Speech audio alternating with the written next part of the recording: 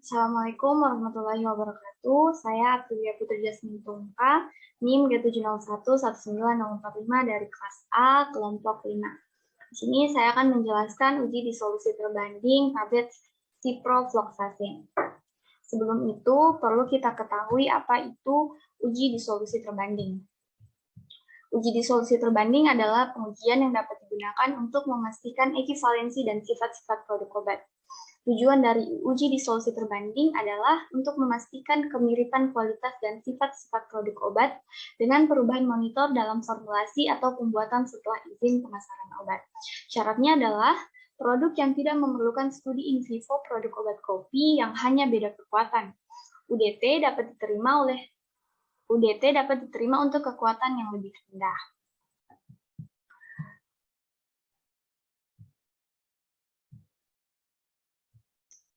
Uji disolusi obat menggunakan dissolution tester. Dissolution tester adalah alat yang digunakan untuk mengetahui proses melarutnya zat atau senyawa aktif obat dalam media terlarut. Uji disolusi obat menggunakan dissolution tester. Dissolution tester ini adalah alat yang digunakan untuk mengetahui proses melarutnya zat atau senyawa aktif obat dalam media pelarut. Mekanisme kerjanya adalah mula-mula kita mempersiapkan media disolusi dan sampel yang akan dianalisa. Lalu diisi chamber dissolution dengan air atau aquade sesuai dengan batas yang telah ditentukan. Lalu kita pasangkan vessel pada chamber dengan sesuai kebutuhan. Lalu naikkan head unit hingga posisi paling tinggi, pasangkan gagang pengaduk atau drive shaft, dayung atau pedal atau keranjang pasir dan komponen lainnya sesuai dengan kebutuhan analisa dengan benar. Lalu kita turunkan kembali head unit dengan hati-hati hingga batas yang telah ditentukan. Lalu kita setting posisi batang pengaduk pada posisi tengah dengan ketinggian sekitar 2,5 cm. Selanjutnya, kita masukkan media disolusi dengan jumlah 900 ml atau sesuai dengan kebutuhan. Lalu nyalakan dissolution tester dengan cara menekan tombol on, lalu setting suhu, kecepatan putaran, dan lama waktu pengadukan. Tutup semua vessel untuk mencegah kotoran atau benda asing masuk ke dalam vessel.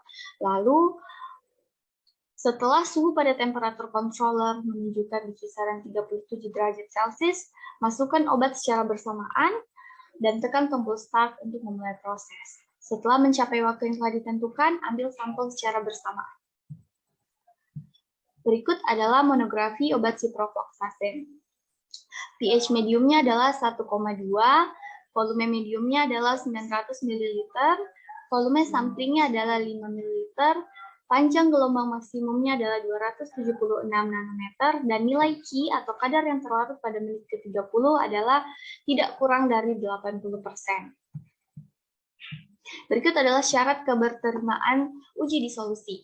Pada tahap 1 adalah jumlah yang diuji adalah 6 tablet dengan batas penerimaan tiap unit tidak kurang dari Q ditambah 5%. Nilai Q ciprofloxacin tadi ada 80%, sehingga batas penerimaannya adalah tidak kurang dari 85%. Dan tahap kedua, jumlah yang diuji ada 12, dengan nilai batas penerimaan adalah Q kurang 15% atau 65%. Lalu tahap yang ketiga, jumlah yang diuji ada 24, dengan batas penerimaan Q kurang 25% atau 55%.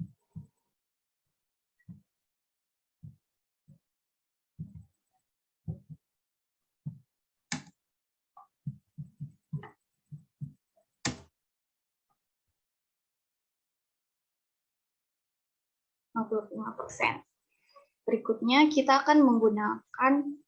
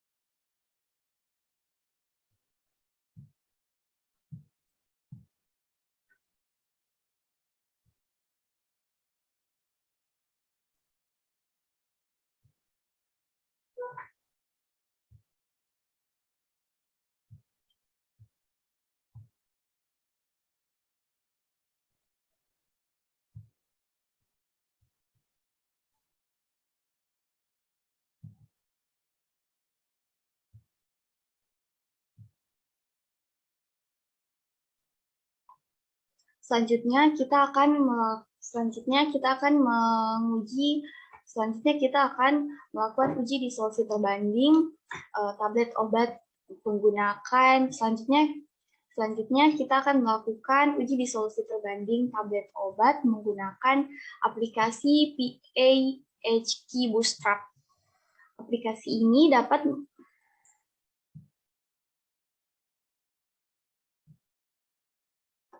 Selanjutnya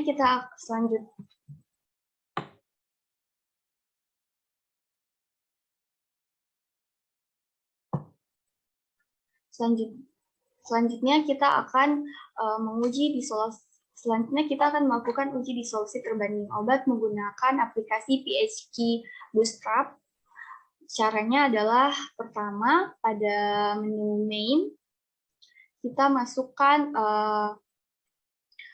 file reference atau obat yang digunakan sebagai inovator. Kita pilih dulu filenya dengan mengklik choose reference file. Ini sudah ada data obat yang akan kita ujikan. Sebagai contoh, kita pilih yang referensi sebagai obat inovator. Klik open, sudah masuk. Lalu kita pilih file yang akan kita ujikan.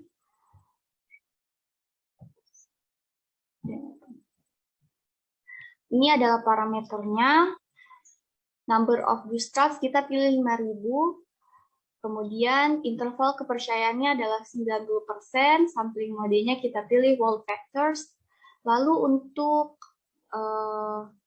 F2 auto-roll kita pilih satu profile sebagai tanda bahwa obat yang kita ujikan ini nilai Q-nya tidak lebih dari 85%. Lalu kita start.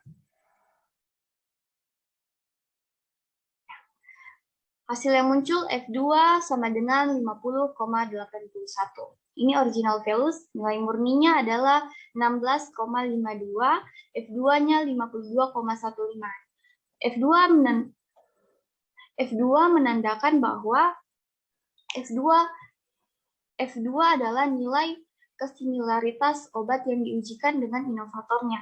Apabila nilai F2 lebih dari 50%, maka obat yang kita ujikan mirip dengan inovator. Sedangkan jika di bawah 50%, maka obat tersebut tidak mirip. Berikut adalah grafik yang ditunjukkan. Sekian penjelasan dari saya. Semoga dipahami. Assalamualaikum warahmatullahi wabarakatuh.